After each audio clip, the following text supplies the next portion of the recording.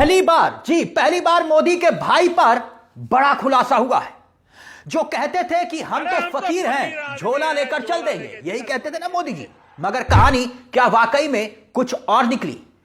क्या प्रधानमंत्री मोदी के सगे भाई पर मोदी सरकार मेहरबान है?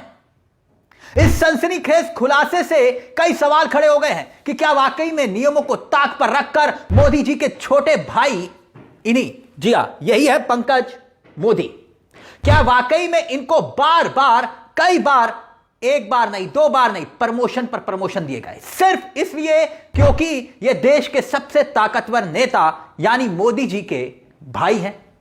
रिटायरमेंट के बाद भी गुजरात सरकार ने इनको अपॉइंट किया, कुर्सी पर बनाए रखा, ओहदे पर, नौकरी पर जारी रखा। और सबसे बड़ा सवाल यह कि कुछ महीने पहले ही इन्हीं पंकज मोदी को 10-10 हजार रुपए के पर डे, जी हां, हर रोज 10,000 रुपए की शर्त पर मोदी सरकार, केंद्र की मोदी सरकार, फिर यूं कह लीजिए गृह मंत्रालय ने एक खास कमेटी में रखा। आखिर मामला क्या था? यह खबरें आपको अखबारों की सुर्खियां या न्यूज चैनल की डिबेट का हिस्सा नहीं दिखाई देंगी। मोदी जी की बात है। दरअसल यह खुलासा किसी और ने नहीं, गुजरात के राज्यसभा के सांसद शक्ति सिंह गोहिल ने किया है।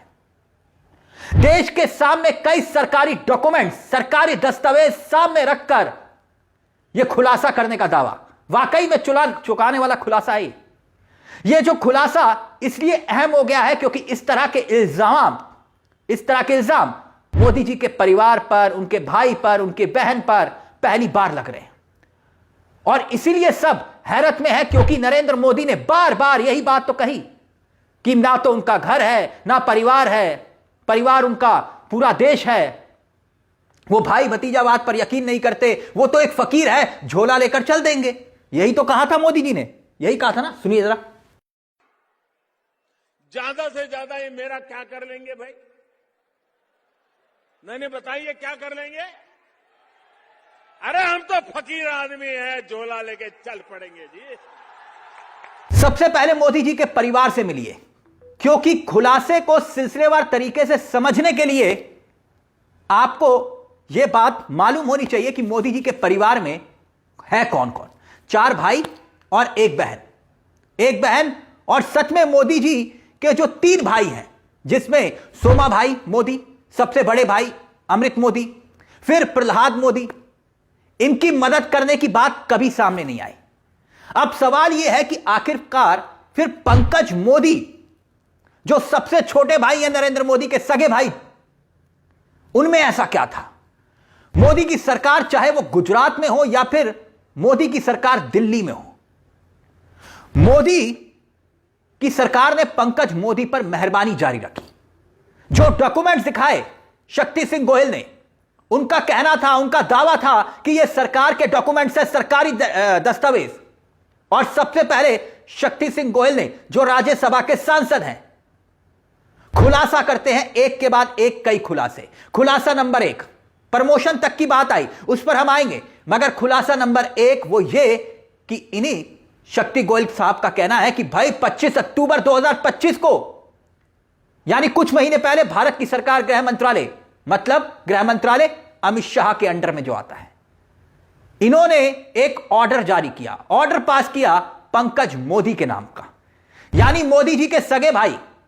इनको सरदार पटेल की जो जयंती, एकता परेड निकलनी थी, 150वीं जयंती, याद होगा आपको, एक सिलेक्शन कमेटी बनी, tableau selection committee, tableau expert के तौर पर उसमें पंकज मोदी को रखा गया। अब शक्ति सिंह का यह कहना है कि यह पहली बात पंकज सिंह टैब्लो एक्सपर्ट नहीं है। उनका दावा कि यह एक्सपर्ट नहीं, फिर भी इनको कमेटी में रखा गया। और खर्चा सुनिए, एक्सपर्ट के तौर पर 10,000 रुपए पर डे के हिसाब से इनको रखा गया, सारी सुविधा मुहैया करवाई गई। और जब वो एक्सपर्ट नहीं थे फिर भी। पहले जरा सुनिए खुलासा नंबर 1, और दूसरा खुलासा और हैरत में डालने वाला, लेकिन पहले सुनिए क्या कह रहे हैं। जब जाके कुछ अधिकारियों ने कहा कि अब हम हाईकोर्ट में जाएंगे, गलत हो रहा है, तब कुछ महीने पहले उन्होंने वह पद छोड़ा। और वो अब जब वो पद छोड़ा है तो भारत सरकार इसको टैब्लो एक्सपर्ट मानती है।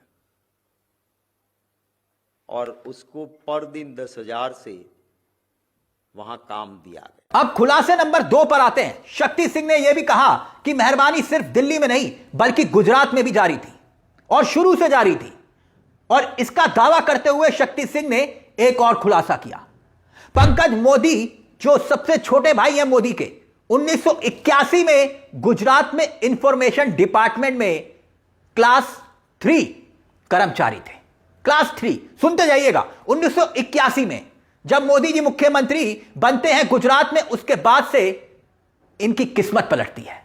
2003 में इनको क्लास 3 से अपर स्केल में प्रमोशन मिलता है, जो कि शक्ति सिंह कहते हैं कि भाई यह सही था। लेकिन 2008 में जब मोदी मुख्यमंत्री रहते हैं, उस वक्त पंकज को नियम कायदे कानून ताक पर रखकर क्लास 2 में प्रमोट किया जाता है। यानी क्लास 3 से सीधा क्लास 2 आते हैं। और शक्ति सिंह कहते हैं कि भाई प्रमोशन 8 साल में मिलना चाहिए था, लेकिन नियम यह कहता है कि 8 साल जब तक आप कुर्सी पर नहीं रहते आपको क्लास 2 में नहीं जा सकते। लेकिन 2008 में सारे नियम कायदे कानून तार तार हो गए।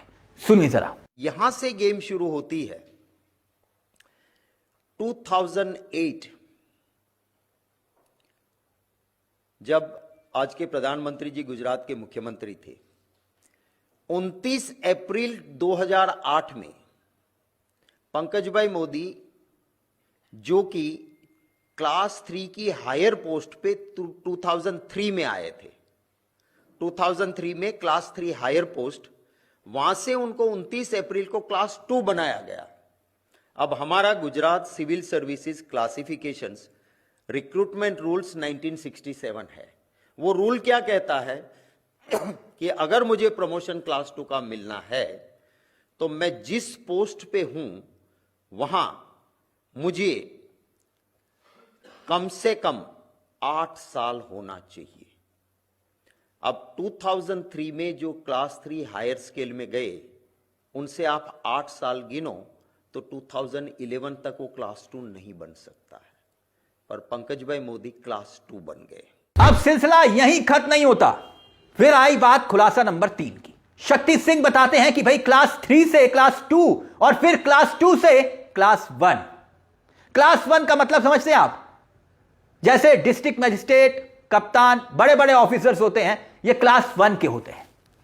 अब शक्ति सिंह का यह कहना है कि 2014 में फिर नियम में ढील दी जाती है और नियम को ताक पर रखकर इनको क्लास 1 में प्रमोट कर दिया जाता है। और बाकी के जो इनके साथी थे 2003 में, ये क्लास 3 में ही रहते हैं और ये क्लास 1 पहुंच जाते हैं।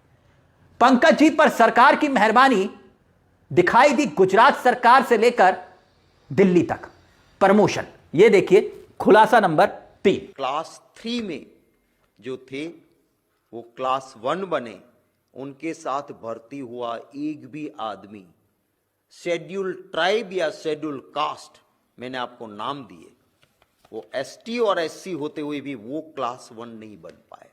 सिर्फ एक आदमी क्लास 3 से क्लास 1 बना, और वो अब जब वो पद छोड़ा है। अब बात यही खत्म नहीं होती। शक्ति सिंह ने एक और खुलासा करने का जिक्र करते हुए कहा कि साहब ये सिलसिला यही खत्म नहीं हुआ।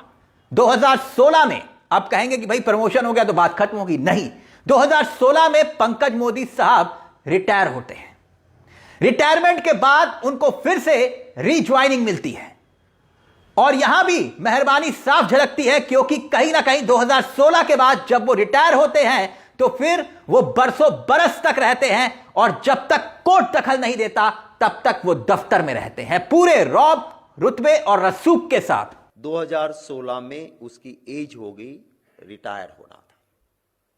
रिटायर होने के बाद बाकी लोग चले जाते हैं। 16 से लेके बरसों तक वो जगह नहीं भरी गई। यही आदमी जो रिटायर हो गए हैं, उसी टेबल पे, उसी जगह पे, हमारे रूल्स कहते हैं कि रिटायरमेंट के बाद अगर रीअपॉइंटमेंट भी देते हो तो उसी जगह नहीं देना चाहिए जिस जगह का जो काम था, उस टेबल से हटाना चाहिए। बरसों तक रहे। तो इस खुलासे से भाई भतीजेवाद के खिलाफ मुहिम छेड़ने की बात करने वाले प्रधानमंत्री क्या कुछ सफाई देंगे? लगता है आपको? मुश्किल है, मगर खुलासा हैरान करने वाला है। इस मुद्दे पर आपकी क्या राय है, हमें कमेंट बॉक्स में जरूर बताइएगा। मुझे तिलक चावला को दीजिए इजाजत। एक छोटी सी दरख्वास्त, चैनल को सब्सक्राइब जरूर कर लीजिएगा। यह मंच आप ही का है, जहां हम सिर्फ खबर नहीं दिखाते बल्कि खबर के पीछे की खबर भी बताते हैं। नमस्कार, जय हिंद, जय भारत।